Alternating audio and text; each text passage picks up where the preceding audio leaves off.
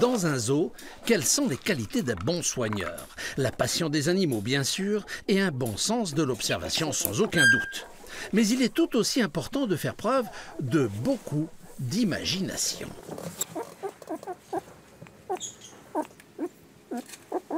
Le but?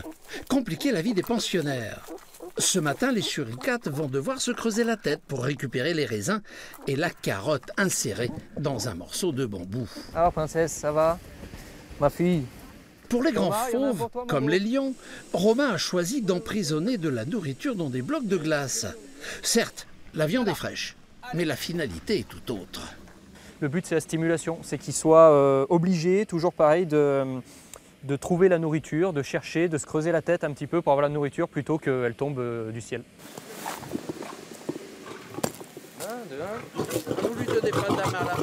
Visiblement, le roi lion ne connaît pas la galanterie. Chez les grands fauves, comme pour beaucoup d'animaux, c'est la loi de la hiérarchie qui compte.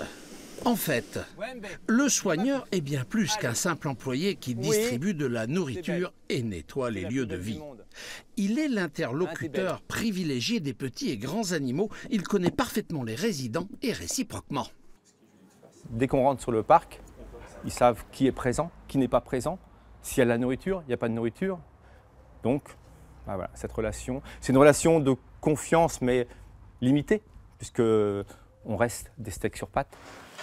Dans sa relation à l'animal, le soigneur se fait dévorer du regard quotidiennement. Un bon soigneur est donc un soigneur qui sait interpréter le moindre battement de cils. Les comportements qu'ils ont, on les connaît. On arrive à savoir quel comportement, un faciès ou n'importe quoi, ce que ça veut dire. Donc là, après, il faut aviser. Il y a des jours où ça ne va pas aller, il y a des jours où ça va, il y a des jours où ils sont ronchons le matin. C'est comme tout le monde. Il faut s'adapter aux animaux.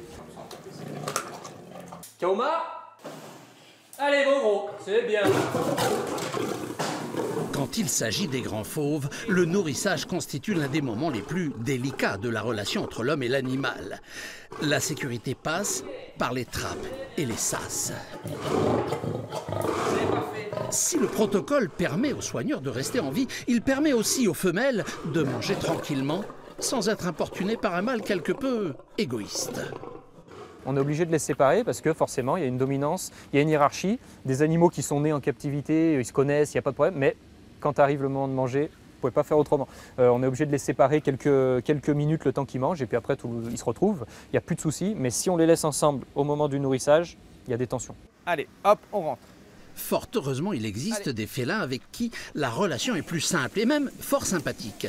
C'est le cas notamment du caracal, autrement appelé lynx du désert ou lynx de Perse. Bien que potentiellement dangereux, il accepte plus facilement la présence de l'homme et de la caméra dans son environnement. Une relation tactile fort utile. Juste la caresse permet de savoir plein d'informations sans qu'il y ait de vraiment... on ne les contraint pas, voilà, ils viennent tranquillement. Voilà, Blondie qui arrive tout tranquillement. Hein, Blondie? Les choses ne sont pas si simples avec tous les animaux. C'est ce que nous verrons dans le prochain volet de notre série.